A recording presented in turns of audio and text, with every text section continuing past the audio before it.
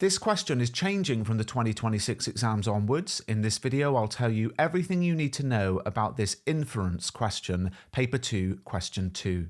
AQA English Language Paper 2 Question 2 is a summary question worth 8 marks, assessing both bullet points of AO1 to identify and interpret explicit and implicit information and ideas, and to select and synthesize evidence from different texts. For the synthesis element of this question, you have to show understanding of information from both sources, and you'll actually be capped at half marks at best if you only write about one source, because you're essentially not synthesizing information if you do that. So you must write about both sources. Now, this question might ask you to summarize differences, similarities, or information about a certain topic presented in both sources. It might, for example, be based on behavior or feelings, or a more concrete focus, like summarize what you understand about the different cars used by the drivers in both sources. That might sound like a very specific example, but question 2 is likely to have a very narrow focus, partly to make sure you don't have any crossover with what you're going to write about later in question 4.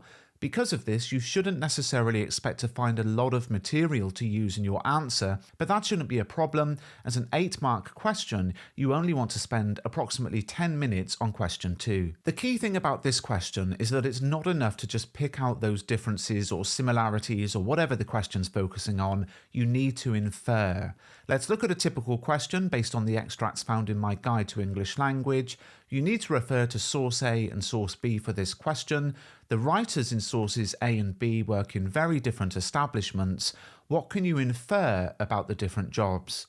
Now, just to say, we're looking at a sample question on differences here, so everything else I say will be about differences. But remember, the question in your exam might be about differences, similarities, or details about a topic. There is much more to this question than just picking out points of difference. To boost your marks, you need to be perceptive, which essentially means that you write something that is not stated in the text, but that you've worked out for yourself.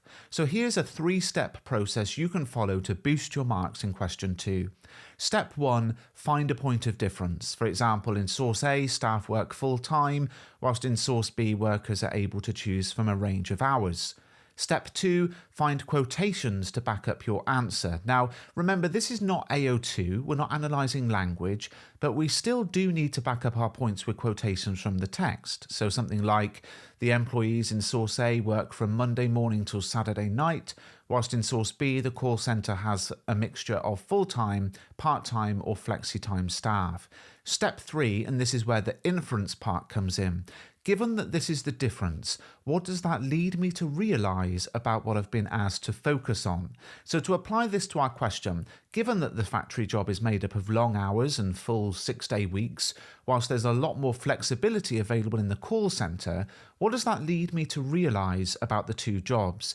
And that is where inference comes in. That is where you end up saying something which is not stated in the text, but you've worked it out for yourself. And you might end up writing paragraphs like this. Hale describes the call centre as having a mixture of full-time, part-time or flexi-time staff, from which we can infer that the job in the call centre caters for a variety of different needs and lifestyles which the bosses are willing to accommodate.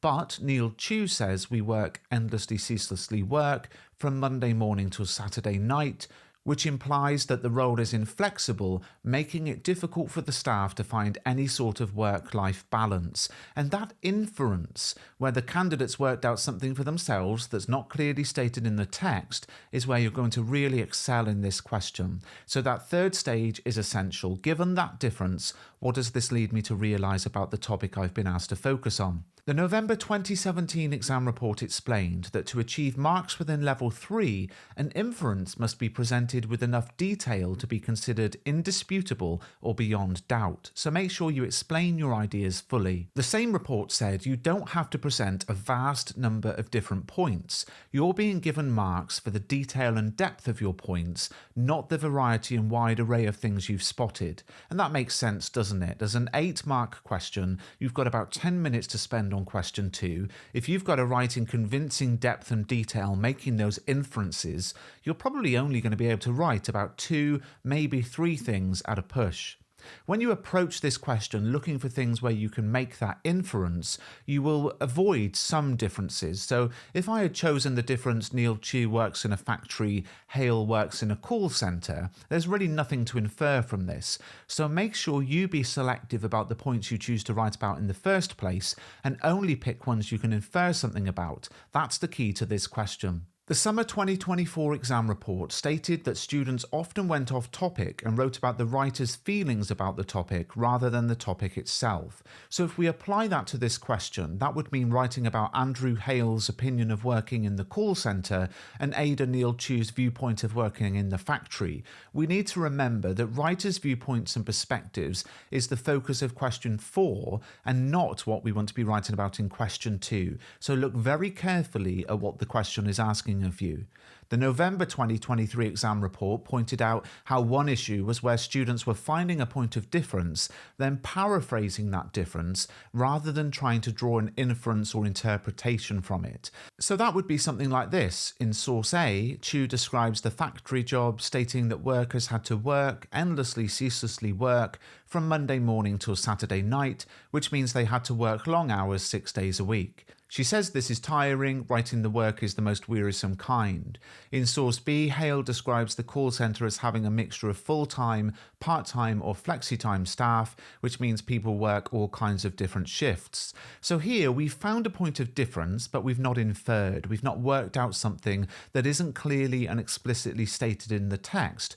We've not asked ourselves, given that this is the difference, what does this lead me to realise about the topic I've been asked to write about? We've just basically rewritten the quotation in different words. Now, another point we might work on for our answer might be about how the job in source A is intense, where staff work without remission, but the job in source B is more relaxed, with someone popping to the shop every day for snacks and people taking it in turns to control the aux cord. You can see that idea written up into a paragraph with inference in my English language guide, and that is available at the moment for free in an ebook bundle. If you buy my literature and poetry guide, you'll get my language guide for free. The link's in the description for that at mrbruff.com. Those are ebooks, not print books. They're ebooks that go to your email, and you can read them on phones, computers, iPads, that kind of thing. If you want the paperback edition updated for all of these new exam changes, then that is available on Amazon as a paperback, and again, that's linked in the description. If you found this video useful, please do subscribe to the channel, and thank you for watching.